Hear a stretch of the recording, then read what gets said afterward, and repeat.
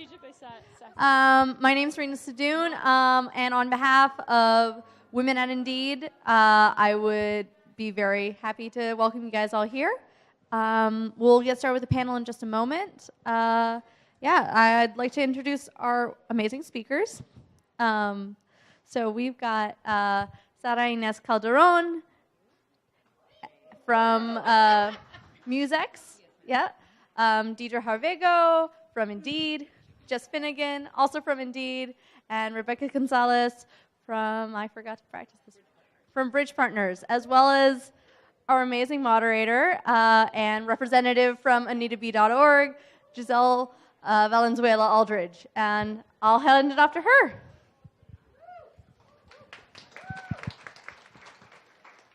Hey, thank you guys for coming. First off, I wanted to thank the volunteers for our event. Can we give them a big round of applause, please? We really can't do any of these events without our volunteers. And I'd like to thank Indeed for not only sponsoring AnitaB.org Austin this year, but also for sponsoring this event. So if you can give them a quick round of applause, that'd be great. All right, how many of you went to the last, the resume event? Awesome, okay. So let's just get started then, right? So let me give a quick disclaimer. Now, this is my opinion, and it's not the opinion of maybe not anybody else on this panel, nor the people of Indeed, so opinions are my own. But in my opinion, the hiring process that we currently use at every company I've ever heard of in this country is broken. So, can I hear a preach?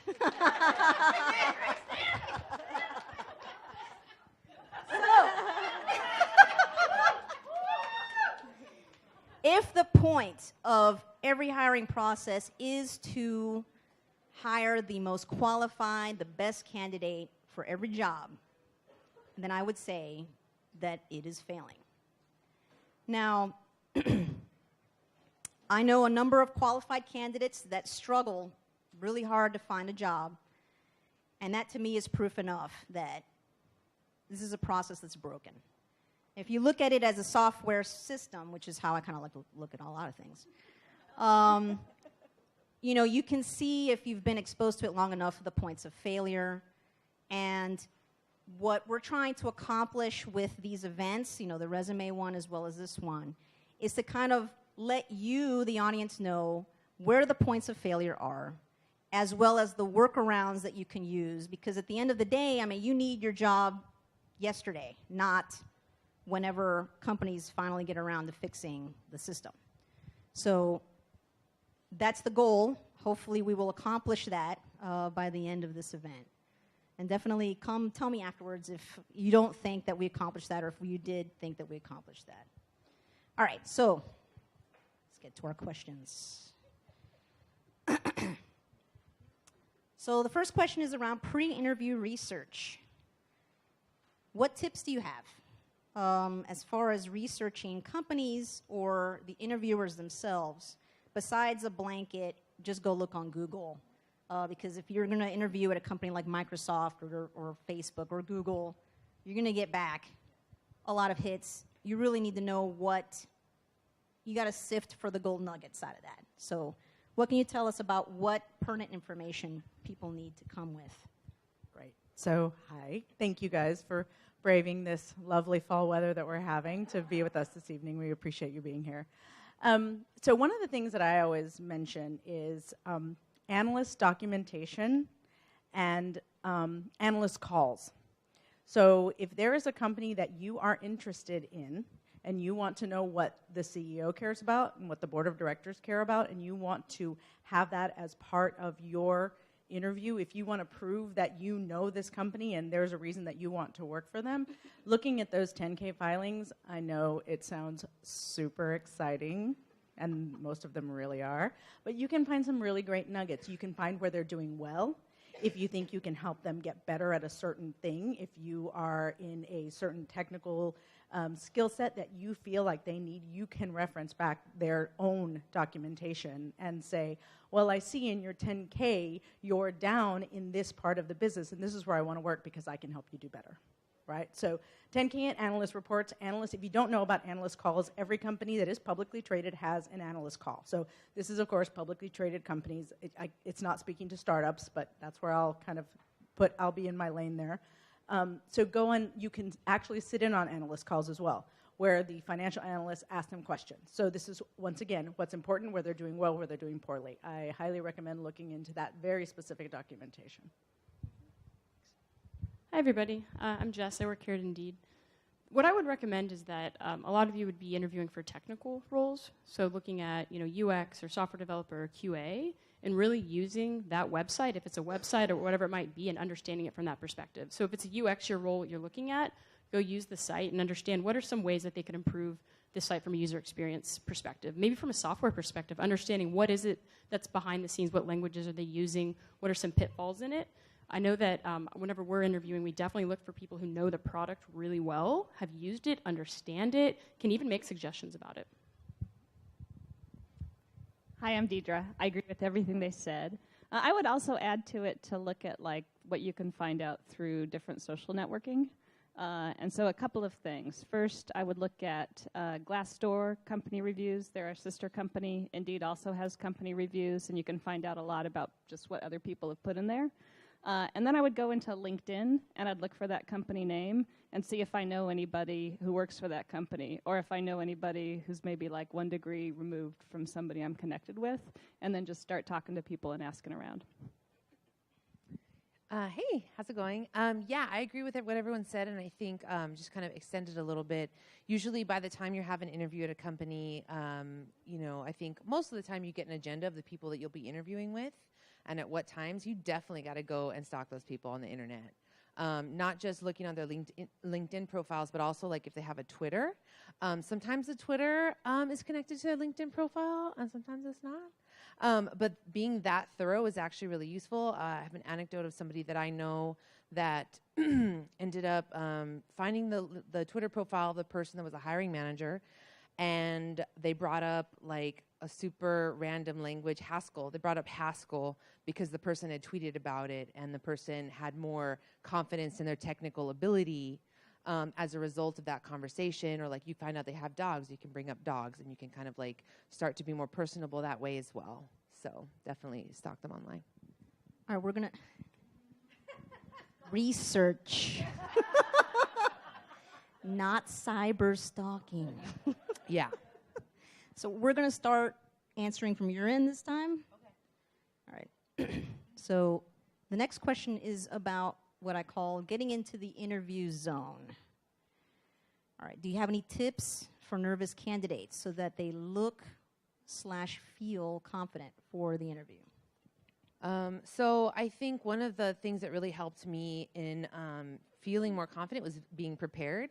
So definitely going over, so I do JavaScript, so I'm going to use JavaScript as an example. What are the typical JavaScript questions? You go to Glassdoor, you can find out what that company's interview questions are, and going through that. And then I have a list of stuff that I want to learn. So when I'm in the interviewing phase anyways, if I'm going to be doing research, I'm going through that list and learning stuff.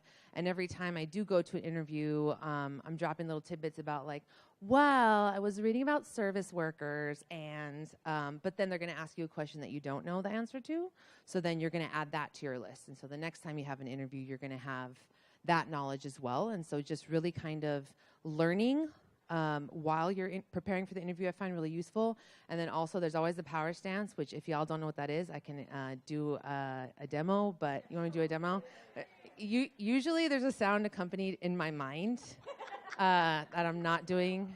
So inside is something like that. You might have your own inner pump up. Or, I work at a music app, so if you need some music jams, I can give you a code after this. But yeah, standing like that is, it messes with your brain chemistry and stuff and makes you feel more awesome. So I do that in the bathroom sometimes, so. All right, whatever answer I give is going to be totally lame following that. So if I'm going to go into an interview, I have done my research and I know everything that I can possibly find out about the job. And then I think, what about me are the things that are really important for me to get through in the interview? And I pick like 3 of them that I think are really important, shining qualities about me that I want to have come through in the interview. And I get that really succinct in my mind. And then that helps when you get like questions so that you're not all over there, because the questions could cover a wide range of things. It's something grounding that I think helps, you know, kind of going into that interview, having that foundation for myself about what I want to get across on whatever the roller coaster of questions they ask, that just makes me feel a little more like I got my act together, even though I don't know what's coming towards me. Yeah, I agree with those. In addition to Power Pose, love the Power Pose. I also do visualization. It might sound silly, but it helps. I will close my eyes and think about what I want to happen in that interview, or I think of the positive things that I want to come from it, and it really gets you in a positive headspace. Sometimes if one interviewer is leaving the room and you have time before the next one comes in, take some time, pause, reset. Maybe it was, in your mind, not a very good interview. Don't be stuck on it. Try to breathe, move on, and think about the positive things.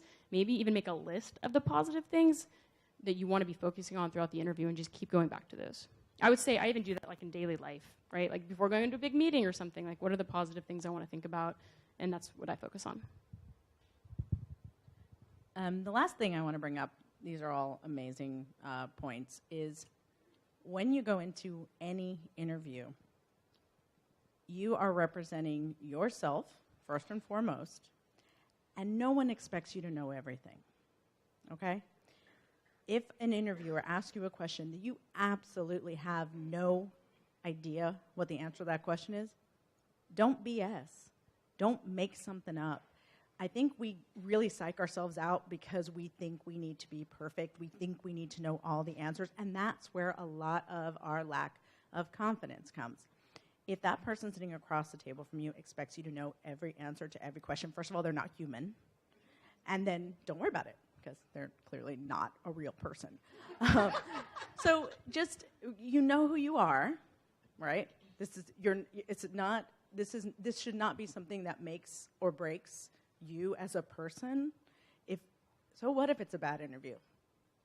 With the way things go these days, you have 6 other ones gonna happen that day anyway. But the point is, just know who you are, know the answer, know what you know really well. But if you don't know something, if you say, you know what, I'm just not sure of the answer to that question, if they don't hire you for that reason, it's kind of like, okay, well, that job wasn't for you. So I just think coming in with the self-confidence that you are representing yourself and you're going to do yourself as best as you can because nobody else can. So just really take that pressure off of yourself that you need to be perfect and you need to have all the answers, because that doesn't really exist. So if this is the first time you've heard of the power poses that 2 of our panelists have mentioned, definitely look it up. It's a TED Talk done by Amy Cuddy, Cuddy. And her TED Talk is called Your Body Language Shapes Who You Are. And the reason I have this written down is because I was planning to do the Wonder Woman pose. All right, I'll do it anyways. So basically, it's this. But you hold it for like 2 minutes. So there's something about the 2 minutes that seems to change your body chemistry or your brain chemistry physiologically. It raises your testosterone, lowers your cortisol. It's scientifically backed. So it's not some voodoo, or like, it just works because you're highly suggestible. No. You don't need a crystal. Yeah. So it's real. So just look it up before you take my word for it. Next question. Also about getting in the interview zone. Okay, so one thing that I think I want everyone here to understand is that even though you are interviewing for jobs, you have power. You have power coming into that room. And I want to encourage everyone not to give that power away to the person on the other side of the table. I want everyone to think about whether the company that you're interviewing with is a good fit for you, and not just are you a good fit for that company. And also, this sense of power will help you to establish boundaries. So like the next set of questions is going to be around setting those boundaries. Okay, so the question is, and I think we're going to start with you, Rebecca. What if your interviewer is hostile / rude / demeaning or any other negative adjective you want to put in there? I'll be honest, that's a tough question because I have not personally been on the other side of someone that does this, but sometimes it's kind of a test to see if you are going to match it or if you are going to diffuse it. Because as human beings, we can do that, right? If someone comes to you with an aggressive stance, you can feed it right back to them. And if you know enough about this person, you might know that that's what they're looking for. Now, if you want to work in this type of environment, is also up to you as well. But you can, we always have a choice, right? And I love the talk about boundaries because that's one of the things I wanted to make sure we talked about, because it's always okay to get up and leave. Always. If you feel uncomfortable, if you don't feel like you can diffuse, or if you are not interested in reflecting back that hostility, it's always okay to leave. Say, you know what, thank you so much, be polite, and get up and leave. There's nothing, you don't owe that person anything other than what you're willing to bring to that situation. Yeah, I don't have much more to add except that at times it could be unintentional from the person and may not represent the company. So just keeping that in mind. I know that sometimes people are not trained on how to do interviews properly, and they may get in the moment and get excited, especially maybe with like a technical question, and they want you to get it and you're not, and they might not realize how frustrated they're getting. So just also realizing that it may not be intentional. If it is and you're feeling hostile, absolutely you can leave, but know that sometimes it may not be representative of the company, and that would be a really good conversation to have with the hiring manager or with the HR representative to understand what was happening and if that's normal behavior or not. I have nothing to add. Hey, so I have a lot of stories to this effect, which I will keep to myself. But yeah, so I want to thank Rebecca and Giselle for bringing up this question. Yusuf and I, or yeah, Yusuf, what's up? Yusuf is cool. I want everyone to know that. But yeah, but you know, we were just having this conversation. Like, I had some really terrible experiences last year when I was interviewing for a job, and I didn't know that I could get up and walk away. So I was just like forced, like 20 minutes into my first interview, just like, you know, grin and bear it because I didn't know what else to do. So if I could go back now in time and you know, catch Sada at the bathroom or something, but like, yo, girl, like, you can just say, hey, you know what? I really appreciate the opportunity. I don't think this is the right place for me at the time. So I want everyone to know that that's something that you can do. But also, you know, I don't know, it's kind of like what Rebecca said. I think if you're in that situation, you have to ask yourself, is this something I want to do every day? Oh my God. Yeah. So, you know, if you're in a situation with someone who's being overly aggressive because they need to test you, like, what's going to be the next test? Like, seriously, you know, I don't want to work at a place like that. I'm too tired. So, you know, that's, I think, what you have to ask yourself. And so, you know, whether you however you handle it, you know, that's fine. And that is a reflection of you. And I would argue too, also, like, oh my God, what would my dad say if he knew I did this? You know, like, all your ancestors watching over you, no pressure. But, you know, you want to make sure that you're reflecting yourself, even if they're not reflecting themselves or the company very well. So yeah, that's all. I think one thing that I want to make sure everyone understands, like, if you're not the kind of person that normally would have a ready answer for someone that's going to be negative with you, maybe try to put together like a short script that you're going to say when you if you should come across this situation, and just be ready to, you know, whip that out if you need to. Not when, but if. So the next question is, what if you are asked for your salary history? Oh, so I usually tell people, don't ever answer that question because it's a trap.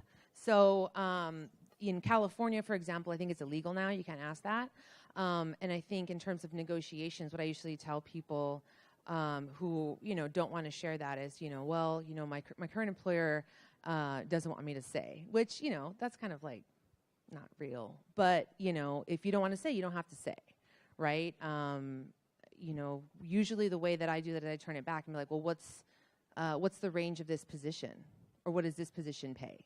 Because that's what you really want to know. Like, you don't want them to know how much you're making. You want to know how much they're going to pay you. And so usually when I get that question, I kind of reflect it back. Well, how much does this position pay? Or what's the range? Something like that. So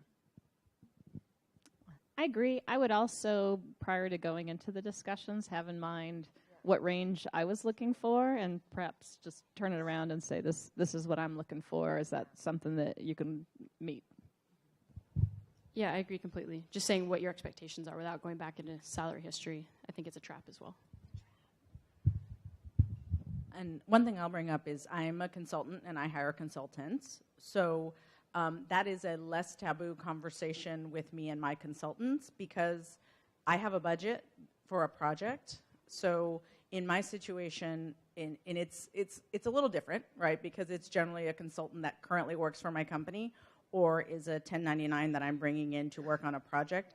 And we have to have very, very real and open and honest conversations. And I will say, this is a role. I need someone to make X amount per hour. Are you willing to do this for X amount an hour, right? But I never say, what do you make? I say, this is what I have, and this is what I can give out of this project. Are you willing to do that? So consulting is a little bit different, but I highly, highly recommend that you not have that conversation with a traditional hiring manager in a traditional company that's paying you a salary.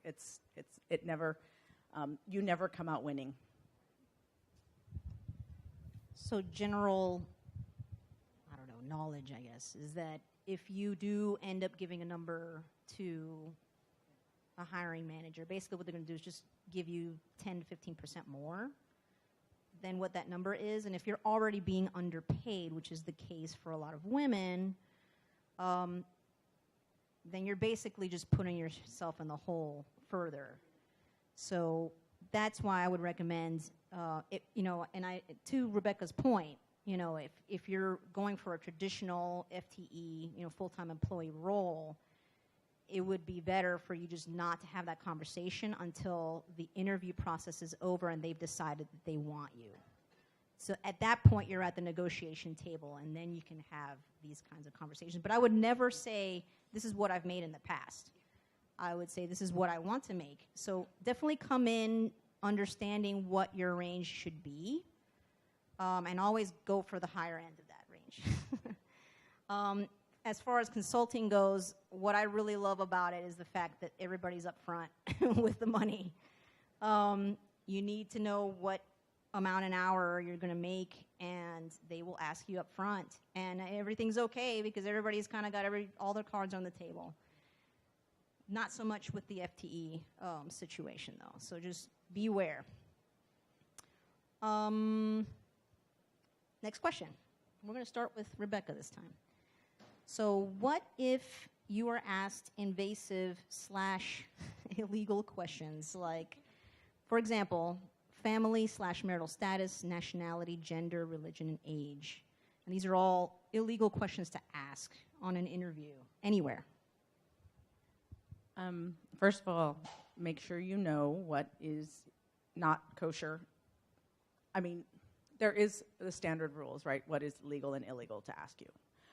But then there's also things that maybe you don't want to answer, right? So it might not be illegal to ask you certain things, but just, I think it all goes back to what we talked about before about the aggressive / inappropriate comments.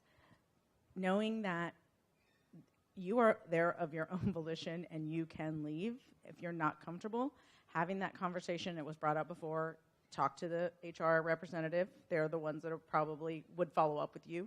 But never feel pressured to answer something that you are not comfortable with, whether it is illegal or not.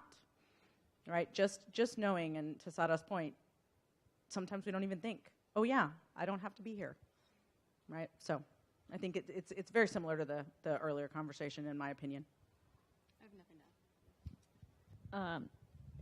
I would suggest that, unlike maybe if they're doing tests or just it's a hostile person interviewing, I think sometimes people may ask questions because they just don't know that these things are illegal, which doesn't mean it's okay.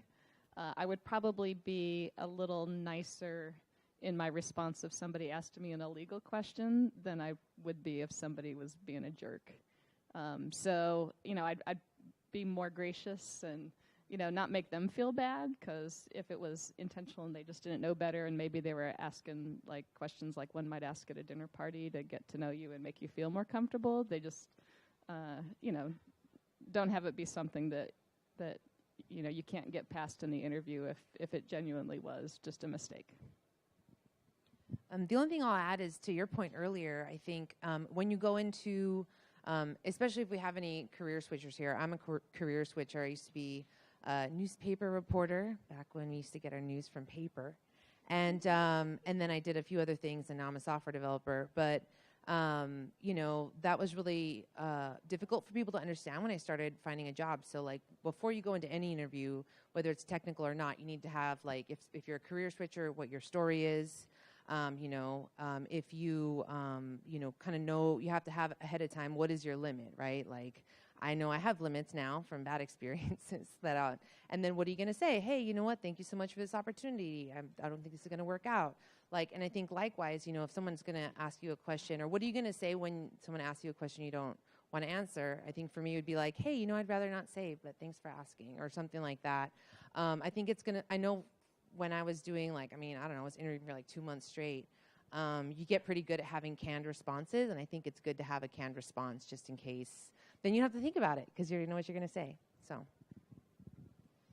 Okay, next question. We're going to start with you again, Sara. All right, so this is part of the non-tech interview set of questions. What advice would you have for those transitioning into tech careers? So, as I was saying, so I think having your story is really was really useful to me, because it kind of, I think people wanted to get stuck on why are you here? Like, why should I believe that you can write software versus like talking about the software I'd already written. So I just came up with like a one-sentence little story, Well, I worked in the media and I kept getting laid off because everything kept going online, and I realized that I needed to be able to write the platforms that delivered content, not just create the content. Oh, okay, moving on. So I think when you have that story, that's really, really, really useful. And then I think, also knowing other people who've made that transition is really useful as well, just to kind of know what to expect. And then certainly all this other, everything else we've been saying. I can't think of anything else right now.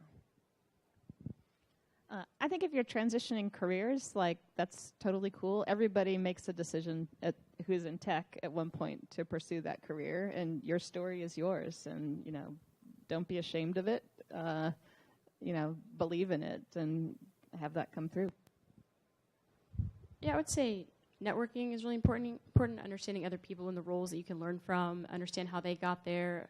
I think the other thing, too, is people might focus on the lack of experience, and so things that you can do to build your portfolio ahead of time.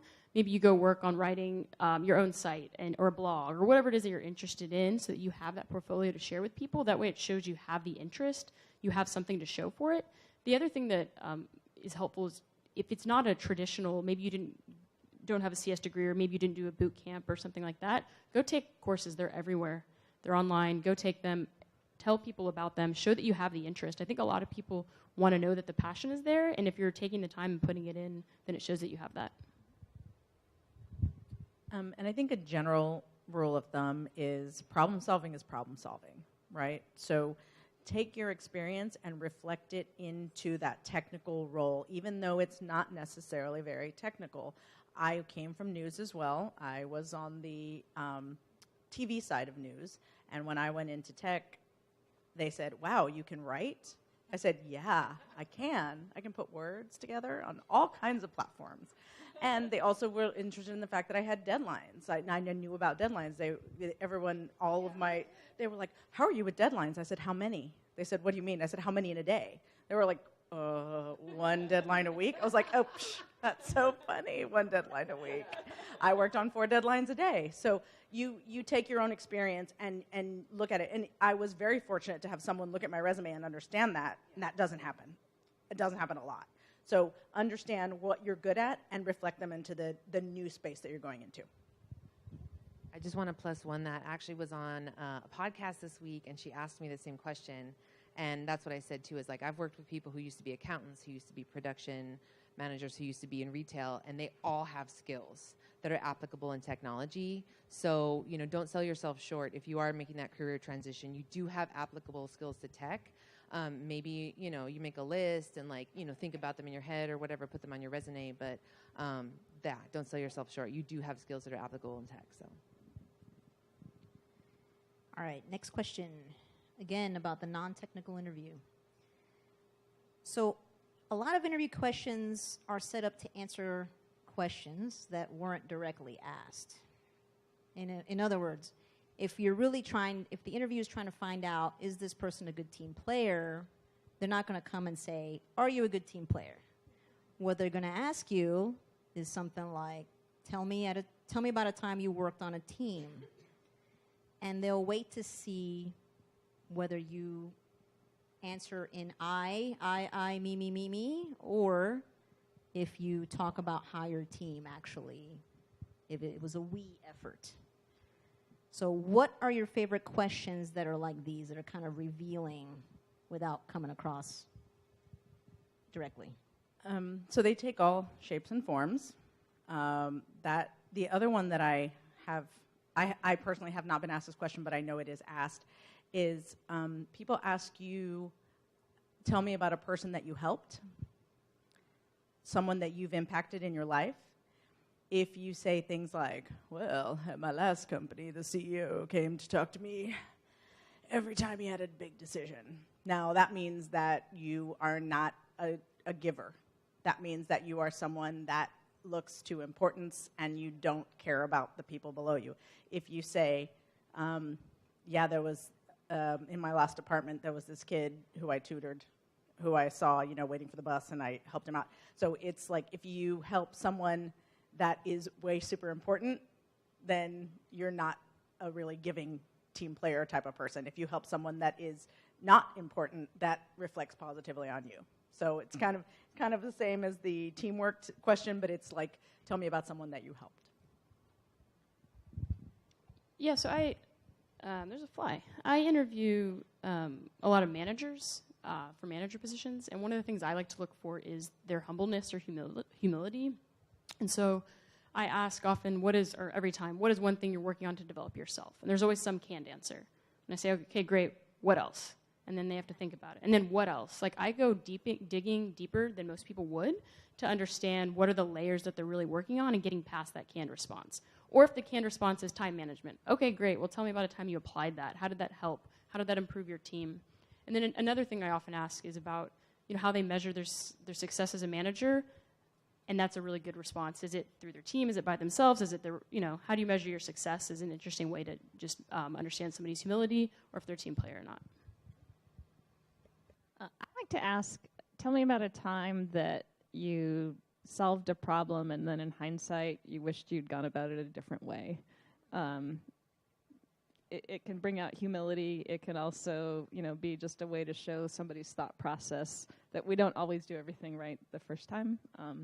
And I also like when people answer those questions, like I want to know like the scenario, the thought process, and what happened as part of the answer. I think that kind of makes the answer feel complete to me. As someone who's been hiring people in the last year, these questions are hard, like as an asker of them, because you're really trying to see. So at my company, we're a startup, and we're doing a lot of work really quickly, and so we need people who are collaborative and not easily frustrated. And we haven't always been successful. We found people who gave the right answers and seemed really collaborative, but would fall apart when they got feedback or whatever. So I think that, when you're being asked these questions, you should definitely have, I think, after you get asked them 2 or 3 times, you already know what your canned answer is. But I think that, you shouldn't try to lie to say the right answer, what you think the right answer is, because, for example, I'm in a startup and we're doing things at like ludicrous speed.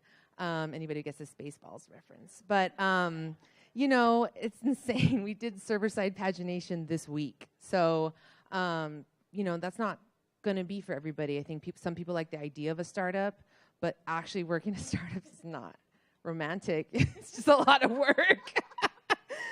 So when you're being asked these questions, I think you should endeavor to be as honest as possible, because you don't want to end up with a bad fit or a bad match for either side either. You know, I'm sure, like, for people who aren't fast, it would be really terrible to have those expectations placed upon you, if that's not what you thought working at a startup was going to be. Okay, we're going to start with you again, right?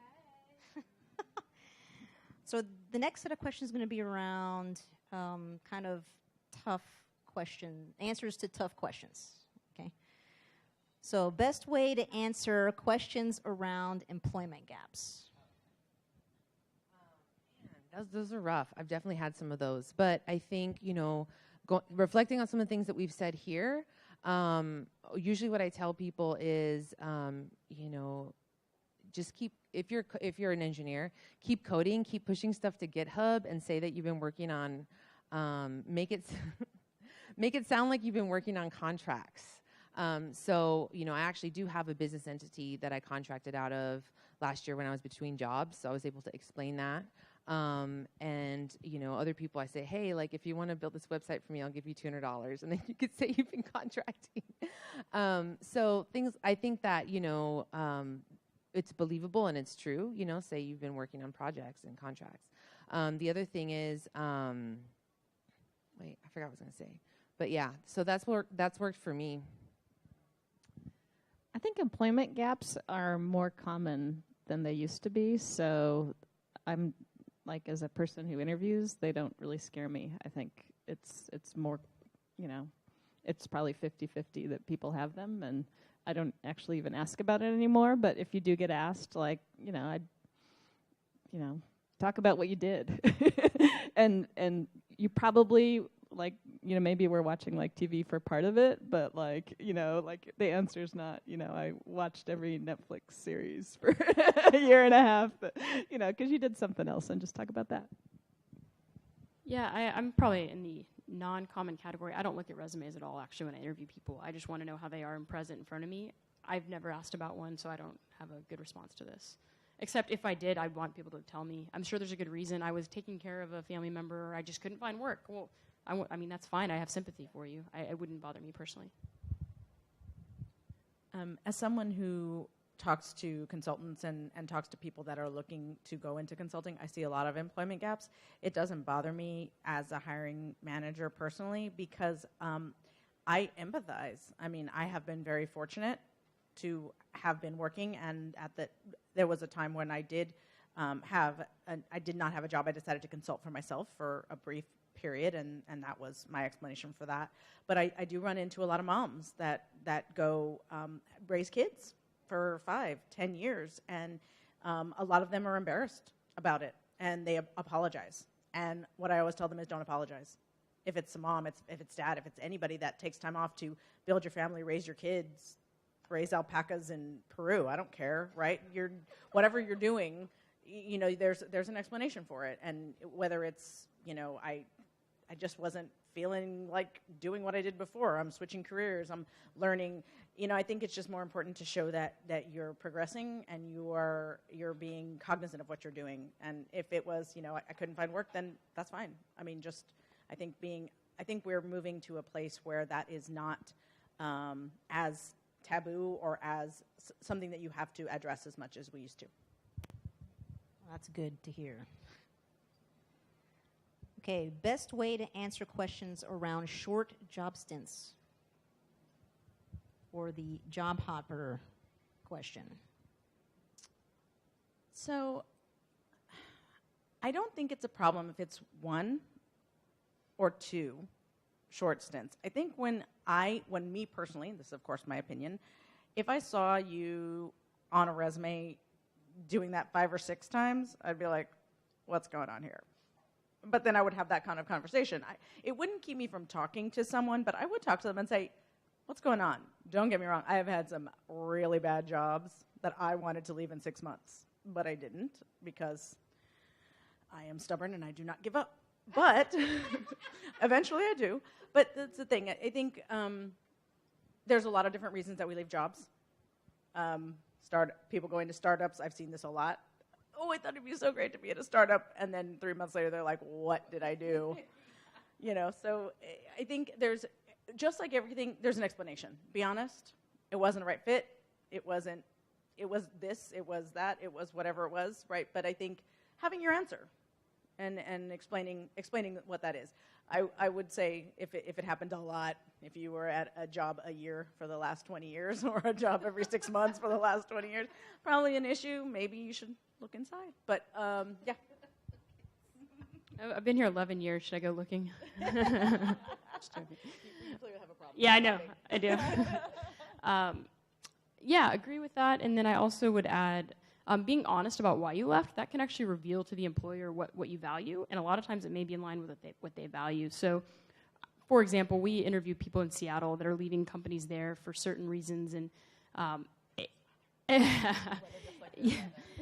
but maybe the company that they're working for is very different from the company that I work for. And they say, I'm leaving because of X, Y, and Z. And then it helps me know that they value the same things we value. So I think just being honest about the reason can help.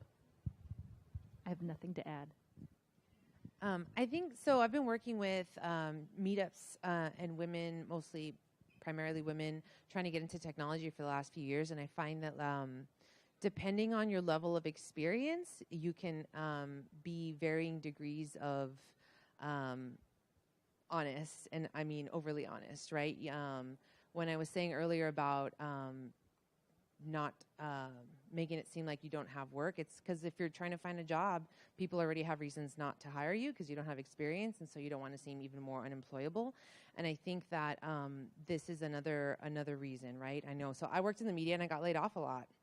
I've been laid off more than most people that I know put together. So it sucks, and you get used to it, and you learn how to file for unemployment in multiple states. Not at once, just over the course of time. And so, it's, I don't want to talk about that. If you look at my resume and you're just like, oh, well, she must have been a horrible person. But it's also like, yeah, but I also work in a boom and bust industry, it's not really the same. I couldn't have worked at that place if I wanted to for more than a year and a half. So that's another thing to keep in mind, right? So I usually try not to talk about those things when I have been interviewing and stuff. Now I don't really have that problem, but when I was trying to get into the industry, I certainly wasn't trying to be like, yes, I only worked there for, just over a year because I got laid off. It was unexpected.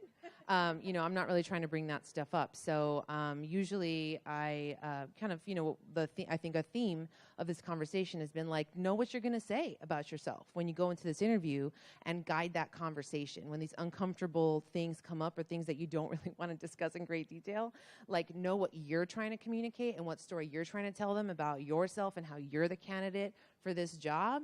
And steer the conversation that way. So you can say, yes, unfortunately, there was a series of layoffs, and I was part of that. And then what I did after that was, so yeah.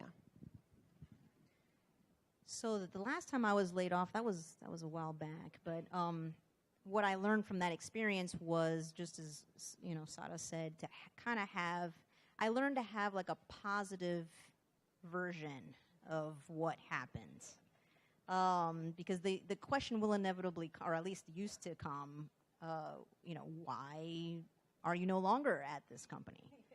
And I learned to have kind of like a positive version of that, because I learned that having the overly honest version of that did not make me at the time look very appealing to the other person across from me. So that was useful. Definitely, again, have like a canned response. That was a question that I got everywhere I went. So have your canned responses ready. All right, next question. We kind of covered this already, so I'm going to skip this one. This is basically, why did you get let go at your last job? All right, we're going to go into the tech interview portion of the programming. So let's say the interviewee has been presented with the first problem to be solved, and the interviewee is super nervous. How would you walk through this person to help them get through this? With you. So I'll be real honest with y'all. I don't do good at standardized tests. I'm smart, but I didn't do good on the SAT. I don't do good at whiteboarding. So I tend to try not to interview for jobs that are going to require me to do whiteboarding because I know I'm going to fail. So, and again, it's not that I'm not smart and it's not that I can't do stuff. I mean, I'm just not good at that particular version. So first thing I'll say is if you're not good at whiteboarding, try not to go interview at places that are going to make you whiteboard. I mean, unless you love the feeling of being a failure, because I know that feeling. But, the other thing that I would say is, it depends. It kind of goes back to everything we've been talking about. If you're at a place where they really want to see you do well and want to see your potential, they're going to help you out. I mean, they're going to give you, hints and things. Hey, but what if you did it this way? But what if you did it that way? I mean, I personally don't think that, I think that if I was seeing somebody do a whiteboarding and I see that they were struggling, I would probably just try to engage them in conversation about what they were doing.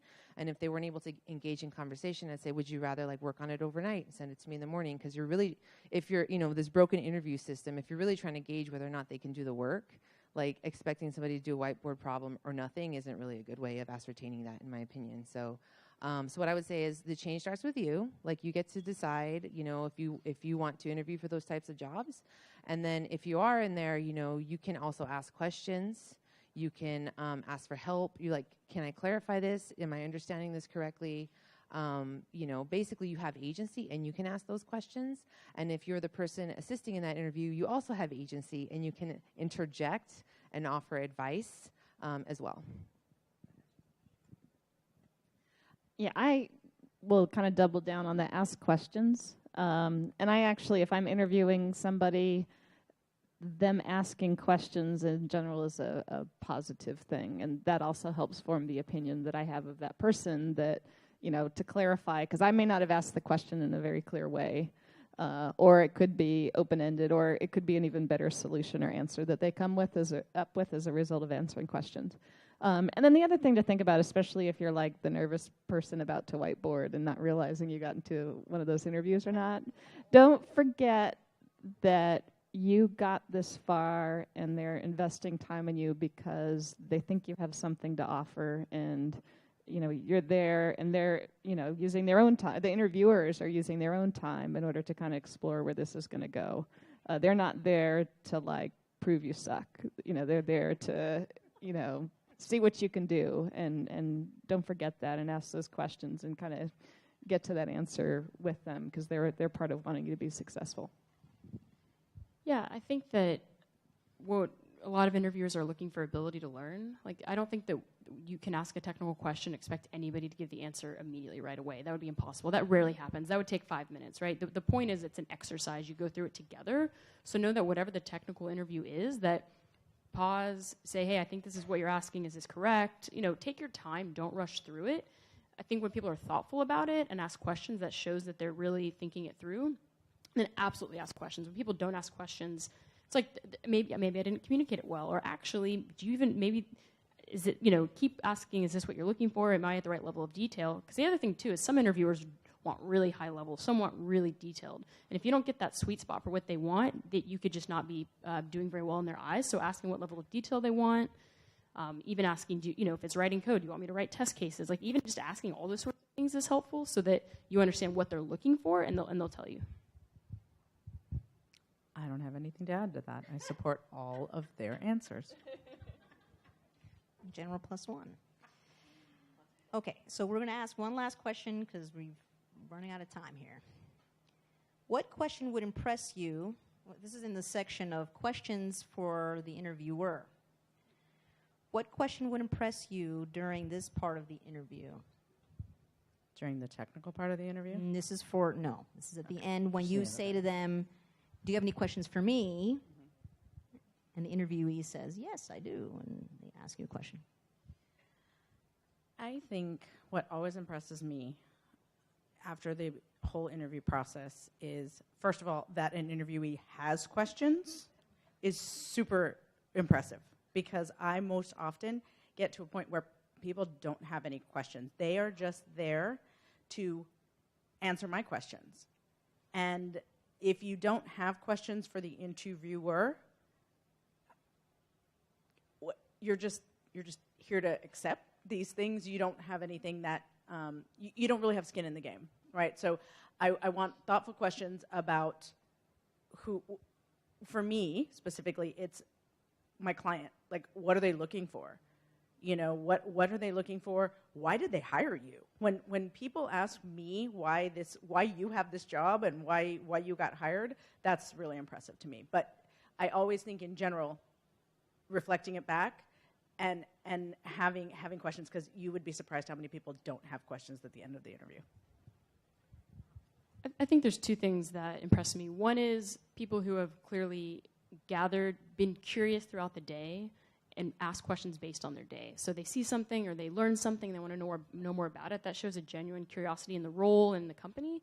And the other thing would be something that's clearly very passionate to the person. So whatever's important to you, ask those questions. Then it tells me about you as well, and then I get to learn more about you. One that I really think is interesting is whenever people ask me the most challenging thing about working at the company I work for. I think that's a really good question. You should know that. And I'm always honest. I'm very honest about what that answer is. And if you ask multiple people the same question, you get the perspective about what are the hard things about working here. I think it's a really interesting question to understand the culture that people aren't going to always tell you. You know, it's not always just the positive, happy things. There are challenges working at every company.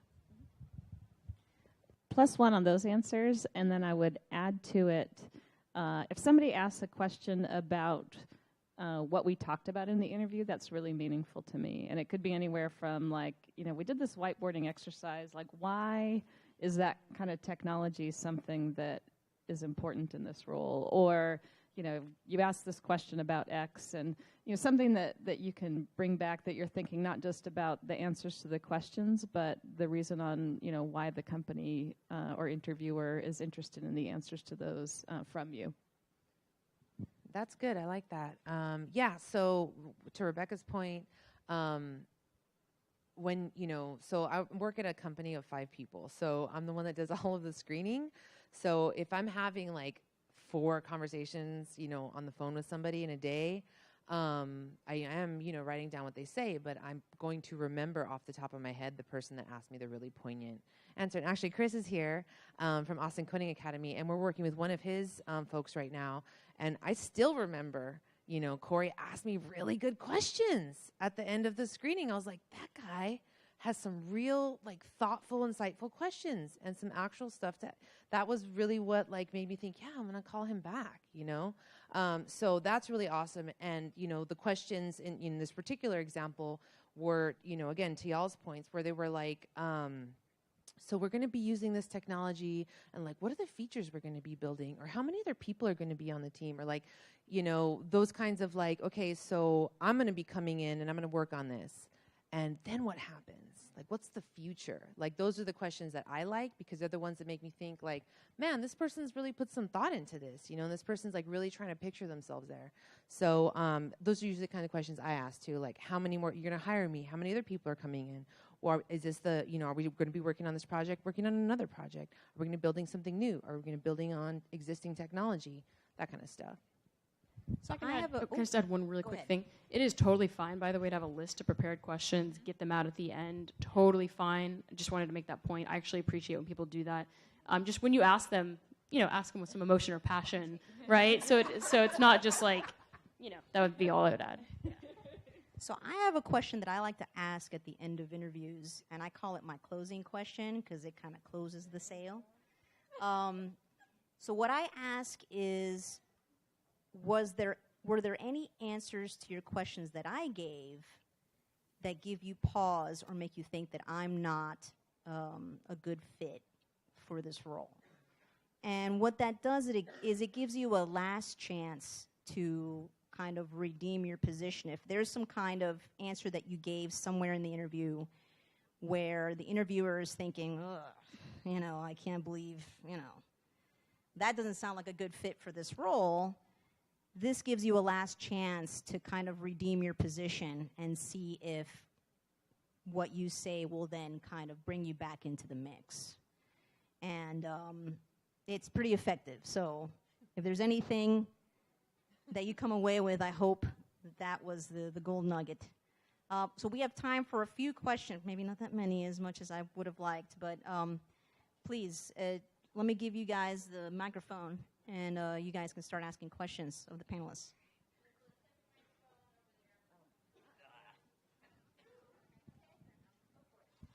Hey, hi.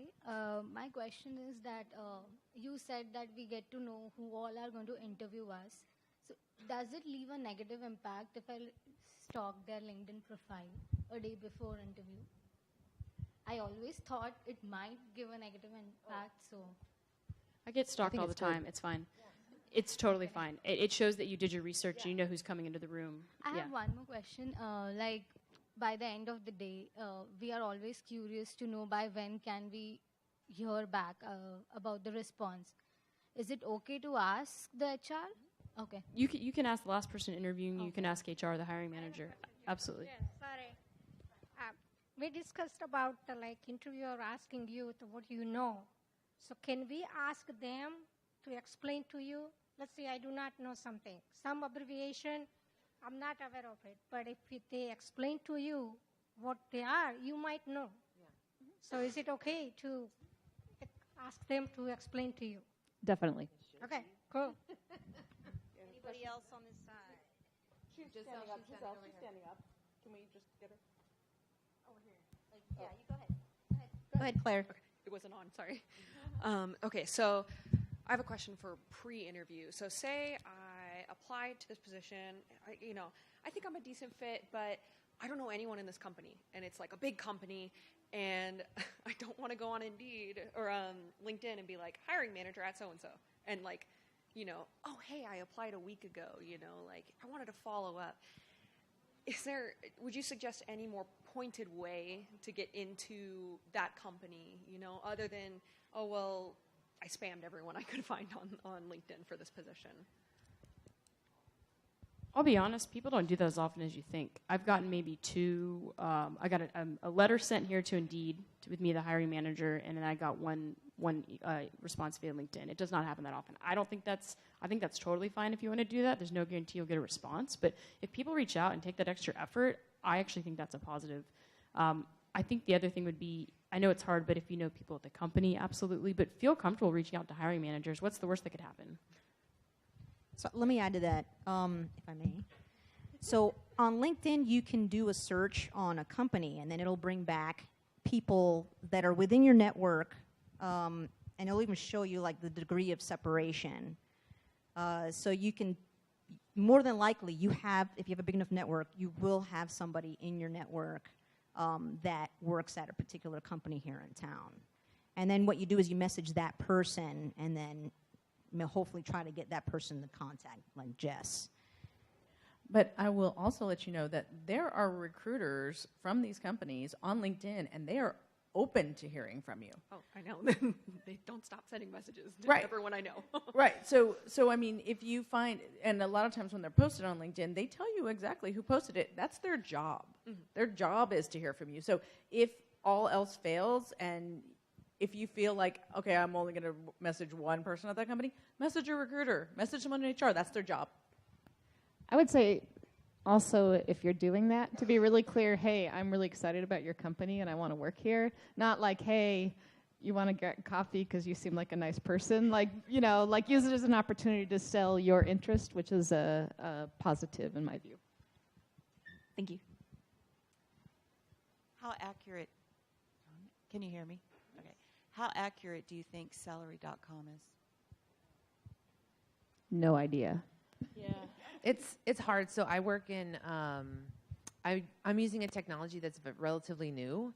And so I even reached out to some recruiters I knew and be like, what are like average salaries for this? And they had like no idea.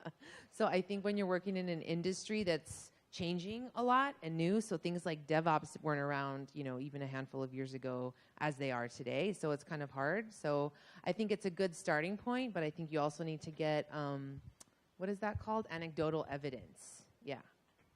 It's a good place to start if you don't have any idea, right? So I think it's a good place to start, but it ranges widely by part of the country because you don't know who's actually feeding into that data. It could be people in the middle of the country that make less than people in California, or it could be people in California that make a lot more than people. So it's a good starting place, but it really is kind of a shot in the dark, really. So if I can add to that, what I find useful is to have a recruiter friend in town and have them review your resume, and the good recruiters will just be able to look at your resume and say, yeah, you can make X dollars an hour. Hi. Hey, girl. Do you have any advice around rejection and how to approach that? Chocolate. So I have a friend that works with entrepreneurs in the Bay Area that are trying to raise money, and it's all about resilience. That is literally, talk about someone that is looking at rejection as someone that's trying to raise money in Silicon Valley, right? So they get it all the time. It is, I think, one of the first things you need to realize is just because you're not right for a company has no reflection on who you are, right? It's, you have your value, you have who you are, what you value as a person, what you value in yourself. And I mean, there's plenty of jobs I didn't get, but I've been like, oh, well, your loss. So, I mean, you really have to have that. It's kind of like a relationship, you know? It's like, sorry about it for you. Not me, it's you. Exactly. So just really, it's like a muscle. I think it's a muscle. You build it up. You have rejection once. It's devastating. You get laid off once, twice, 4 times. I don't know, Sada, 20 times. It's like a muscle. It's really something that you have to work on. It's something that you have to build because it doesn't come naturally. Nobody wants to be rejected, right? But I think it's like a muscle, and you just need to work on building up that resilience within yourself. The only thing I was going to say, there's so many people I've liked and we did not hire. Just, I mean, there are a lot of times, like as a person, right? But we look at them objectively, and we have criteria, and they just don't meet the criteria. So it's nothing about you as a human being. It's just the criteria we have is something that wasn't met. So even trying to be objective, I know that's really hard, is another thing. And like, what are the things I can work on? Why didn't I get it? Is it a skill I can develop? Did I not communicate effectively? Chocolate, Beyonce. But I think also, so I'm friends with Rebecca in real life, and she was friends. She was, last year I got when I was jobless again, I was like, no. And Rebecca was like, hey, let's go for a walk, whatever. So like, have real friends, and be nice to yourself. I think is what we're really talking about here. Is just like, man, Sada, you did your best. It's okay. Your cat loves you sometimes.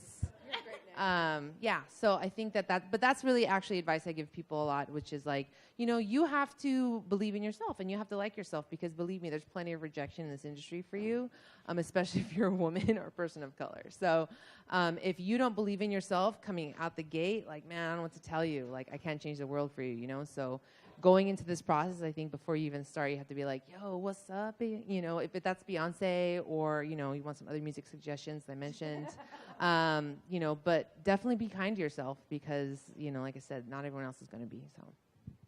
So just to add to that, I've coached several people through their job searches, and what I keep telling them is that job searching is hard. It's really hard on you mentally. It's more of a mental game than anything else. And so what I tell people they should do is find the time. First off, once you get your job searching game down, it'll take less than an hour a day to, do what you need to do. Use the rest of that time wisely. Maybe volunteer for an organization like AnitaB.org. Find something meaningful to put your extra time into while you're doing your job search, because the job search itself can come across as a very meaningless exercise, as well as, mentally debilitating, ego crushing. So that would be my suggestion as well. If we have one more question, we can take one more question, but that's all the time we got.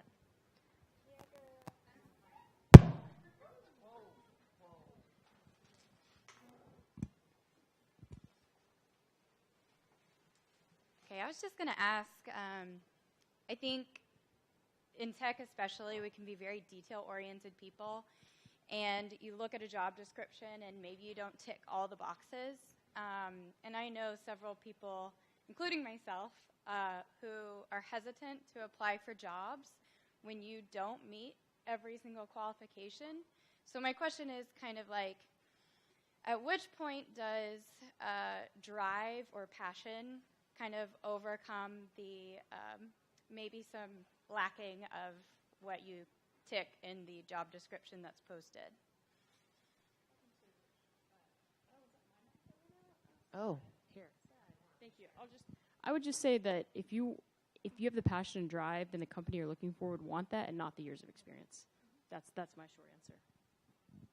I would say that starts coming through the first time you're having a conversation with somebody. So, get to the point that you're talking to people, and that gives you a chance to showcase it.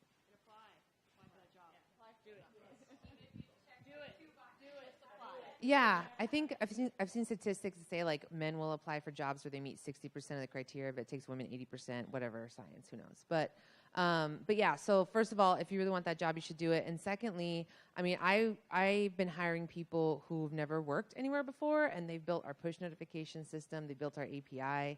So it's really kind of going back to what we've been saying all along. Is like you've got to tell your story, and you've got to sell yourself, and tell Don't harp on the things that you don't have, but like present the skills that you do have that are going to help you be successful in that vein. Every day of the week, I would hire someone that is more passionate about wanting to be in a role than had 100% of the criteria every day. And that's it for our questions. Thanks for coming out, guys. So, yeah, thank you so much to our panelists. And we're going to have one last segment, and we're going to do a demo interview. So we're actually going to look at what a resume deep dive interview would look like. And we've got our mock interviewer, Ronak, and our mock interviewee, Alex, two Indeedians who have very generously offered their time to be in the spotlight. So, yeah. And thank you again so much to all of you guys. Okay. Is this on? No, it's not on. Okay. Great. I will. Yeah. Hello? Oh, okay. Hi. So my name is Ronak, and I'm an automation engineer here at Indeed. I've been here for about 4 years now. And when I started, I was a QA engineer, and I worked my way towards automation. And when I started, I actually had no technical experience either when I interviewed. So the interview process that we're going to do today is going to be more of like a resume deep dive. So we'll see how that goes. Yeah. Just a quick intro. My name is Alex. I'm a quality assurance engineering manager here. Also, similar story, joined as a QA engineer with not so much experience. You can see that up here. I think for the purpose of this mock interview, I'll be pretending that I'm not currently at Indeed, and though maybe referencing some things I've worked on. Cool. So let's go ahead and begin. Welcome to this interview. We're going to do a little bit of a resume deep dive during this next half hour. And later on in the day, you'll probably do some hands-on exercises as well. But for now, I wanted to kind of just focus on some general questions and some information about your previous work experience. So I wanted to start by asking you what you know about the QA engineer position that you're currently applying for. Yeah, so I heard a little bit from the recruiter. QA engineers seem to be embedded on certain teams, and so they will work closely with software engineers and product managers to build some features for the users. I'm told that they have a lot of say on their team and a lot of weight to advocate for improvements. And ultimately, the bulk of the responsibility will be testing software, as I understand. Yeah, that's pretty much exactly right. Here, and QA engineers at Indeed, we want them invested throughout the software lifecycle. So we embed them onto teams and have them sit closely with software engineers and product managers and other team members so that they get an idea of what it's like to develop an application or a feature for an application from the ground up, and having a say throughout that process. But the primary responsibilities will be testing of the feature and making sure that as part of the testing that we're not introducing unnecessary risk in our applications, and we are providing a good user experience at the end of the day. And what do you know about Indeed, both as a company and the products that it develops? Yeah, so I'm starting to see more and more advertisements around the company and data coming out about the effect it's having for people around the world. So, you know, a product targeted at people who are looking for work, and on the other side, targeted at companies who are looking for candidates for their positions. And so I understand Indeed as this kind of big engine driving outcomes for both of these parties. And it looks like not just the primary job search features. So you know, I've been poking around on the website before coming in today, and noticing some newer sections on the website, products targeting specific demographics. And so it looks like Indeed is looking to expand into other areas. Is that right? Yeah, that's right on the nail there as well. We do a lot of various different products. We have dozens and dozens of product teams that work on a lot of different things. I think most people are familiar with our job search product, where you go to Indeed.com and you search for jobs. But we also have opportunities to like upload resumes. We have opportunities for employers to search for people's via their resume. We have other types of things outside of job search where we're trying to get people hired using recruitment type services. So we're building out a lot of products across the HR spectrum. So as a QA engineer, if you were to join, you may work on job search, you may work on resume, you may work on our hiring platforms. It could be a lot of different products, or even our internal systems that we have. So it really just depends. And have you used Indeed before? And if so, what is something that you liked about using Indeed? And also, what are some improvements that you think you can make? Yeah, so I've used Indeed as a job seeker myself. I guess some features I like about it are the ability to filter down to the job that I'm specifically looking for. There's advanced search functionality, and also the ability to turn that into automated notifications. So that's the way I like to go about it. Instead of spending a lot of time, can set it up to just remind me when new jobs are found. Something I might improve about it is some of the user interface. It seems like at times the information may not be exactly relevant to what I'm searching for, or even perhaps wrong information shown for some of the jobs, and so that may reduce my confidence in using Indeed as a product. So I might look to improve those areas for the benefit of other job seekers. Cool, awesome. And in terms of just generally a job that you're interested in looking for, what are a couple of must-haves for you? Just 2 or 3, if you can name them. Must-haves. I think a job really reduces to working with other people, and so I want and really need a collaborative and supportive environment. So I want to have great team members who I can talk to about the problems we're facing, or if I need help with something, I want to feel comfortable doing that. I also want to be at a company that values all of the employees, and so what benefits are you maybe offering me? Can I go on travel for business and even for leisure? Are there opportunities to develop my skills in professional conferences? So I think I'd be looking for things like this in a job. Yeah, that's good to hear, because those are a lot of things that we value at Indeed as well, and providing for our employees. So we want to make sure that you can work on a team that you're satisfied at working on, and working with people closely to develop things together as a team. We're also looking at making sure people are happy and are excited to come into work, and are also excited and invested in their education. So we provide a lot of opportunities and benefits that correlate with increasing your technical skills or knowledge areas that you are interested in improving. So let's kind of talk a little bit about your previous work experience on your resume. So can you describe to me like a recent project that you've worked on, a technical project, or a skill that you've been working on, and just go into a little bit more detail about those things. So a skill I've been working on in my current role. Yeah, in your current role, either a skill or probably what would be better is a skill applied to a specific project. Yeah, so on my current team, we have a lot of junior team members, and so we've found that specifically there's a need around mentorship and improving the documentation that our team uses, and so that's a skill I've been working on, is sort of how do we best visually represent the information that we need on a day-to-day basis, pulling together resources. We had no onboarding guide in place, and so coming up with something that makes sense there and testing it out with various people. So I think also consulting with other resources in the company. We have people dedicated to technical writing and content management, and so leveraging those resources and learning from them to improve these processes.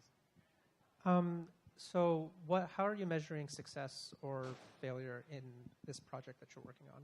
Yeah, so our onboarding guide covers specific areas that come up a lot on the day-to-day, and so one way to measure success would be to maybe look back on situations that haven't gone so well.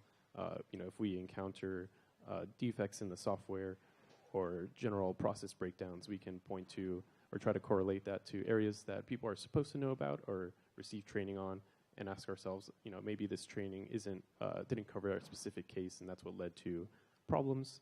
Or I think that's the main case, kind of looking at cases where process breaks down and tying it back to the materials that we're covering. So when you identified one of these issues or process breakdowns that needed to be improved, how did you go about trying to make those improvements? Did you do those on your own? Did you work with the team to get those improvements in place? Yeah, so definitely I think in general, if you're proposing changes to a team or to a business, it's something where you want to have buy-in from everybody who's involved. It does no good to mandate a change or to say that it's the new norm if no one will follow it or agree with it. And so I think the first part was highlighting what the problem is. For example, say the way that we manage new changes to the website is too risk prone, and I want to have more checks in place. That's something that the team would have to be aware of on the one to start with before we can say this is something we're going to sort of enforce as a team. And how many people were you working with on this project that you're describing? Yeah, so we try to keep teams pretty small, and so that I think could be part of the challenge. Thankfully this is a team of less than 10 people, and so getting that buy-in and talking to everybody is not as difficult as it might otherwise be. Cool. Outside of work, are you teaching yourself anything web or technology related right now? Yeah, the project isn't really off the ground yet, but I'm interested in the concept of home automation. And so there are lots of resources online and even meetup groups around the city who are doing this kind of thing. And so, right now I have some cameras for my house that I bought from some company, but I'd like to replace them with cameras that I set up myself and manage with a local server. And so that's something I'm working on, trying to replace a third-party camera system with one that I manage myself, using Raspberry Pi and modules so you can connect to that. That's really cool. How have you been kind of gathering information or teaching yourself about the ins and outs of these things? It's definitely a trial and error kind of process. Thankfully, the pieces are relatively cheap, and so you can kind of buy a couple, try it out. There are lots of online communities specifically dedicated around these technologies, like the Raspberry Pi or the software systems that support it. And so definitely going straight to the source of that information, experts in those communities has been a great way to unblock the project. Cool. Can you describe to me a time where you've created a specific process improvement that improved either like a new process or a process improvement that improved an existing one? Yeah, so on my team at one point in time, so we're responsible with creating changes to the website and deploying them so that users can benefit from those changes. And this process was primarily driven by software engineers. So they would write changes, and they would also do all the steps involved with making these changes available for testing and also putting them in front of the user.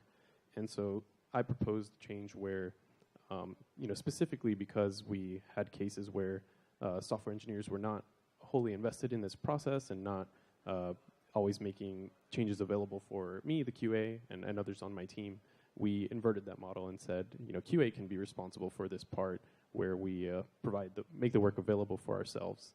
And so that shift from software engineers owning the process to QA engineers has provided a lot of benefit in that testing turnaround time, and also helped to mitigate some risk around the changes, since we maybe care more or have more insight into the risks around those changes before we put them in front of users. And what sort of challenges did you face while trying to implement this process improvement? Yeah, it's something that hadn't really been done too much at the company before. There's a question of perhaps technical expertise. A QA analyst maybe doesn't know as much of a software as a software engineer, and so what if something goes wrong? How will we recover in that case? So I think we were able to dispel those myths by just investigating them one by one. So we think the software may be risky to use. Well, let's break that down. What is the workflow for actually deploying software? We can provide training to the people who will be taking on this new role, and again, mitigate risk around any concerns.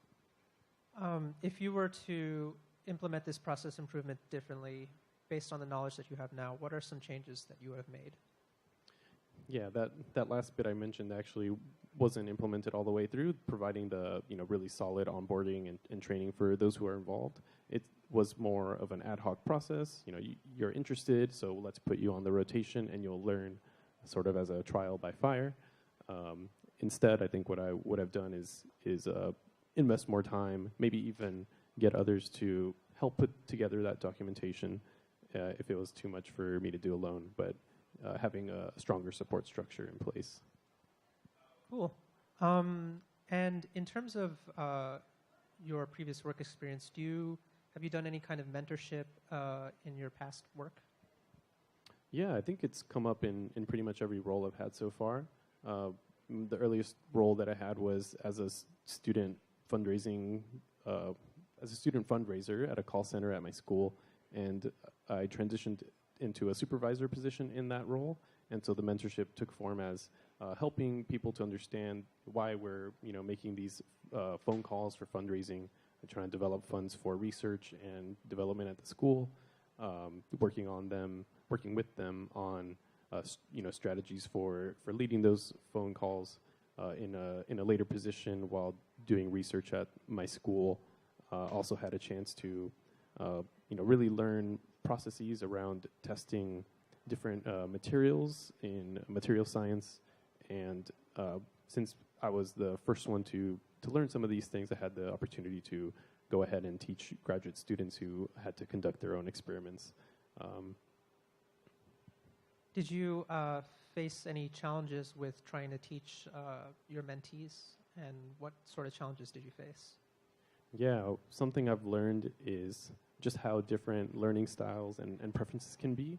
Every person is different, and so I think that's certainly a challenge as a new mentor is really understanding that and being able to cater one's style to different people.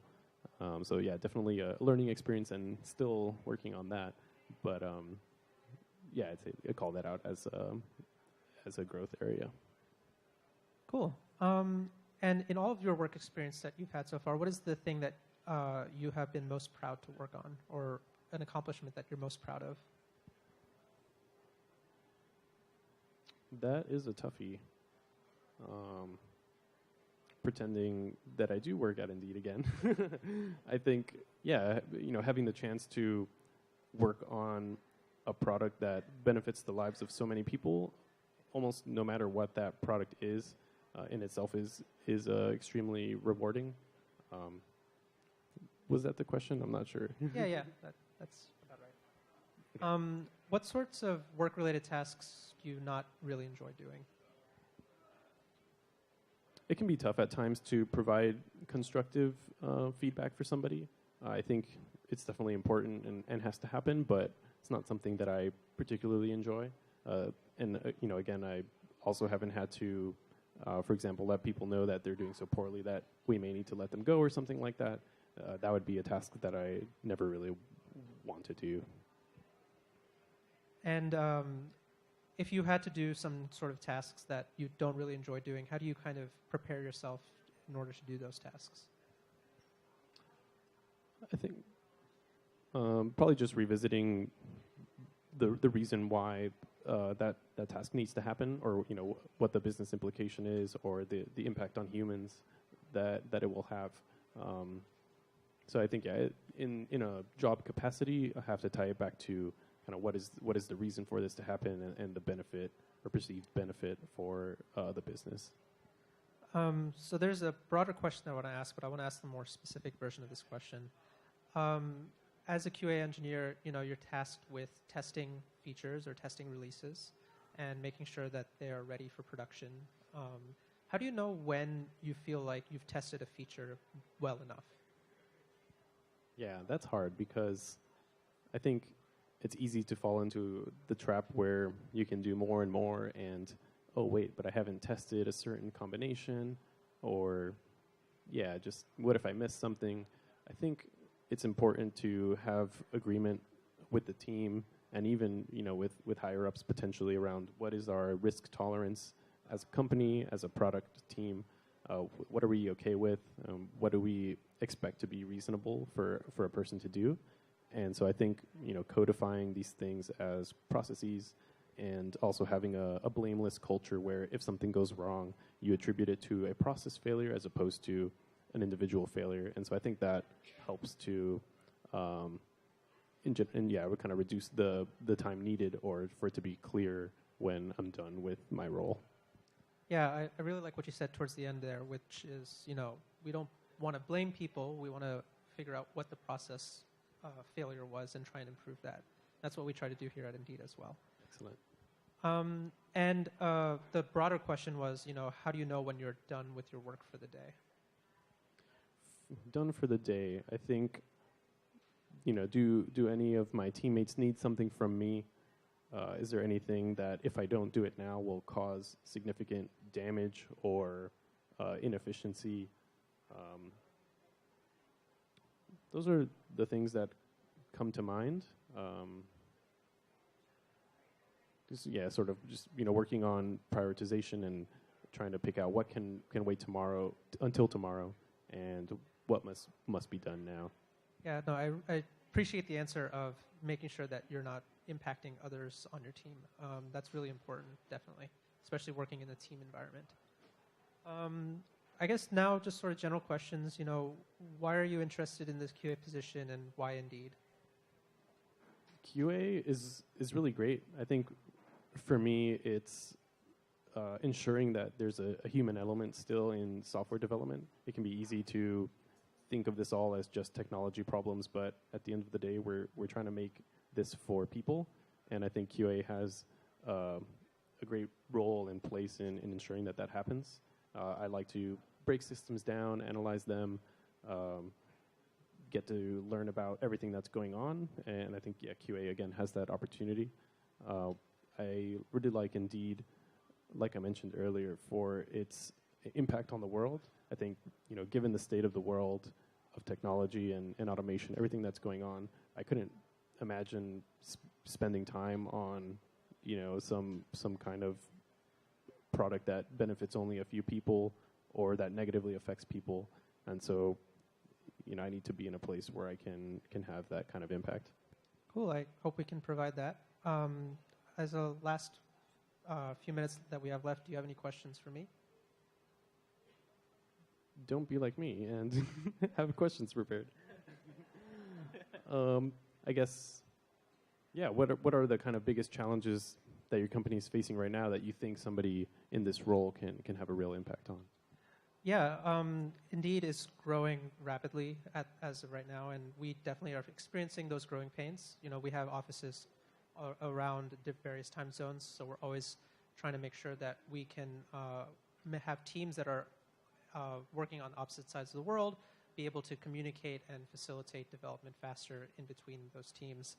So there's always room for process improvements. There's always room for being able to contribute to the organization as a whole by identifying ways to improve those things. And as a QA, you know, our primary focus is on, you know, mitigating risk, but also delivering value. And so finding ways to, you know, test applications more efficiently, be able to identify what the scope of testing should be before, you know, releasing an application to production. Those are the kind of skills that we're looking for, so that we can release fast, but also release safely. I have one more. This can be, you know, personal or work related, but what keeps you up at night? Oh wow. What keeps me up at night? I guess that's probably dumb, but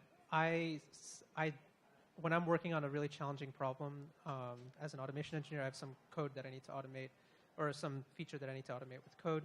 I will probably leave halfway through a solution because I haven't figured it out yet. And as I'm sleeping in the night, I'll wake up suddenly and be like, oh, I got the idea, I got the answer, and I'll actually start working on it again. So I don't really have a good sleep schedule as a result. But yeah, that's what keeps me up at night.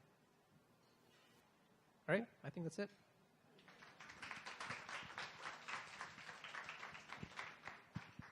All right, thank you so much, everybody, for coming to How to Nail the Tech Interview. We can still stick around and talk to each other if you all want. And I think there's like some swag still left up front if you all haven't grabbed like any swag. And yeah, thank you so much, everybody. Give a round of applause to yourselves for coming. Yeah, thank you.